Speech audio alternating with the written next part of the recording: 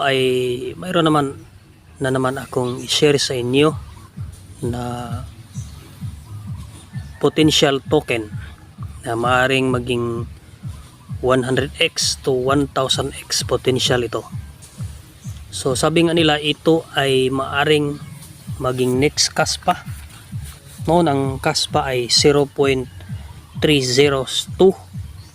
ngayon ay 0.1 na.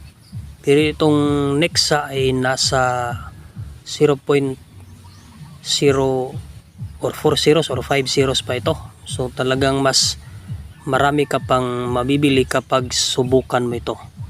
Pero una, ito ay hindi financial advice.